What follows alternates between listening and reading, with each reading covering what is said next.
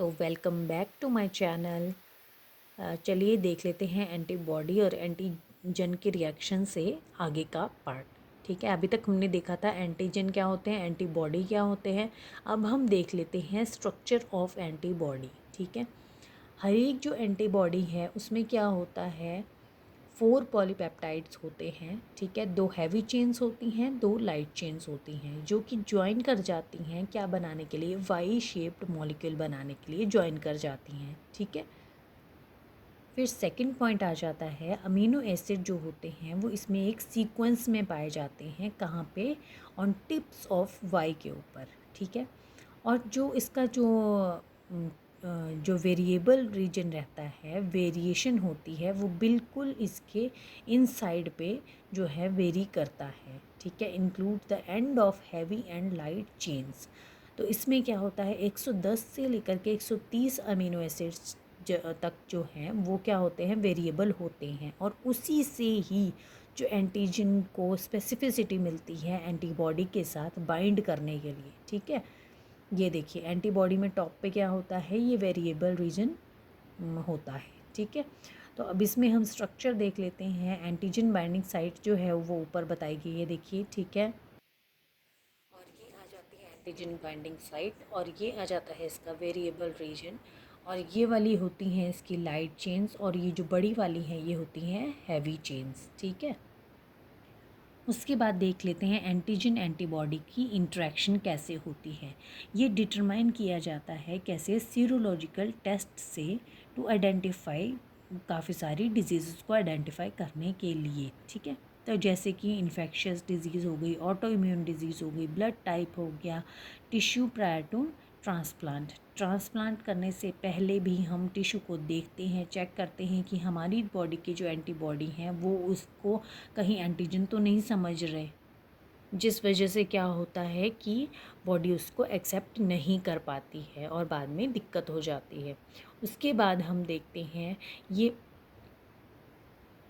जो एपिटॉप है एंटीजन का, ये देखिए ये वाला जो पोर्शन है ये एंटीजन का एपिटॉप है। ठीक है, ये क्या करेगा, वेरिएबल पार्ट जो है आपके एंटीबॉडी का उस पर जा कर के ये क्या करेगा, बाइंड हो जाएगा। ठीक है, और यहाँ पे कैसी इंटरेक्शन होगी, कोवेलेंट इंटरेक्शन होगी, जैसे कि है एच बॉन्डिंग हो गई, इलेक्ट्रोस्टैटिक बॉन्ड्स हो गए, वंडर वॉल फोर्सेस हो गए, और हाइड्रोफोबिक बॉन्ड्स हो गए। ठीक है, तो इसको हम हाई HIV से भी याद रखते हैं, जैसे हाई से आ गया हाइड्रोजन बॉन्डिंग, और HIV से आ जाता है आपका हाइड्रोफोबिक फोर्सेस, वंडरवॉल फोर्सेस और आयनिक इंट्रैक्शंस। ठीक है, उसके बाद आ जाता है हमारा, उसके बाद हम देख लेते हैं इसके जो स्ट्रक्चर मतलब कैरेक्टरिस्टिक्स हैं उनको हम स्टडी कर लेंगे। तो सबसे पहला आ जाता है strength of antigen and antibody interaction. Second आ जाती है इसकी क्रॉस रिएक्टिविटी। थर्ड आ जाती है precipitation reaction, then agglutination reaction, then neutralisation reaction, complement fixation reaction, then radio immune assay, then enzyme linked immunosorbent assay. ठीक है, तो ये कुछ इसके एप्लीकेशंस कह लीजिए, प्रॉपर्टीज़ कह लीजिए, ये होती हैं। तो सबसे पहले देख लेते हैं strength of antigen antibody interaction. ठीक है, तो उसमें सबसे पहले क्या आ जाता है, एंटीबॉडी की एफिनिटी आ जाती है। ये एफिनिटी क्या होती है कि कितनी जो स्ट्रेंथ है जो एंटीजन बाइंडिंग साइट के साथ एंटीबॉडी की जो बाइंडिंग साइट है वो कितनी स्ट्रेंथ से एक दूसरे को उन्होंने पकड़ा हुआ है। ठीक है, अब सिंगल एपिटॉप क्या होता है, इसकी एफिनिटी को बताता है। ठीक है, कि कितनी एफिनिटी है एंटीजन के एपिटॉप के लिए एंटीबॉडी में। फिर आ जाता है एंटीबॉडी एफिनिटी होती क्या है। तो एक लो एफिनिटी एंटीबॉडी होते हैं, एक हाई एफिनिटी एंटीबॉडी होते हैं।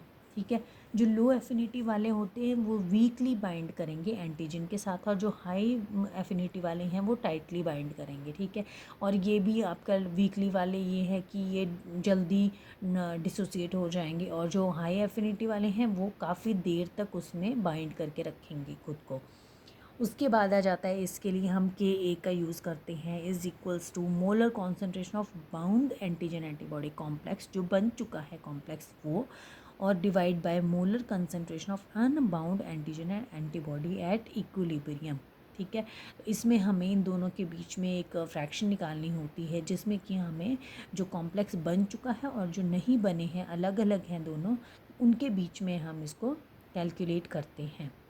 उसके बाद आ जाता है रेट, जो जिस रेट पे जो एंटीजन है लीव करेगा एंटीजन एंटीबॉडी बाइंडिंग साइट को, वो डिटरमाइन करता है एंटीबॉडी एफिनिटी फॉर एंटीजन। ठीक है। उसके बाद आ जाते हैं जो हमने फोर्सेस अभी देखी हैं एंटीजन एंटीबॉडी के लिए, तो इसमें आ गई आपके हाइड्रोजन आयनिक, जो मैंने आपको पहले बताया था ना, हाई HIV करके, तो उसी के अंडर आ जाती है ये भी। ठीक है।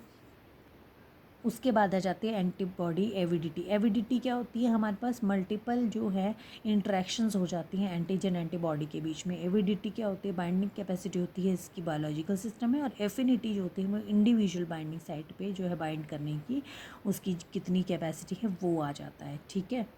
यहाँ आप एक बार देख सकते हैं कि एंटीबॉडी जो एफिनिटी है वो लो और हाई हो जाती है, और एंटीबॉडी की जो एफिनिटी है वो क्या हो जाती है, मल्टीपल बाइंडिंग साइट्स जो होती हैं उससे वो बताती है एंटीबॉडी की avidity, and this is affinity. ठीक है, ये याद रखना है। उसके बाद क्रॉस रिएक्टिविटी में आ जाता है कि जो डिफरेंट टाइप के एंटीबॉडीज़ हैं उन्होंने क्या किया, एक टाइप का जो एंटीजन है वो पहचान ही नहीं पाया दोनों में से कि कौन सा एंटीबॉडी आ रहा है, तो जो डिफरेंट सा एंटीबॉडी था वही जाकर उस एंटीजन पे लग गया, तो वो आ जाता है क्रॉस रिएक्टिविटी में। इसमें आप अपना ब्लड ग्रुप्स का एग्जांपल भी दे सकते हो। तो ये था हमारा कंक्लूजन, जितना भी हमने अभी तक पढ़ा। तो ये हमारा इम्यूनोलॉजी चैप्टर जो है वो ख़त्म हो चुका है। ओके, चलिए, वीडियो देखने के लिए आपका बहुत बहुत धन्यवाद, और मेरे साथ जुड़े रहिए। स्टडी से रिलेटेड आपको कुछ भी टॉपिक पे वीडियो चाहिए तो प्लीज़ कमेंट कीजिए, और मेरे चैनल को लाइक शेयर सब्सक्राइब ज़रूर कीजिए। और अभी तक मेरे साथ जुड़े रहने के लिए थैंक यू सो मच, और अगर नहीं जुड़े हैं तो प्लीज़ जुड़ जाइए। Thank you so much.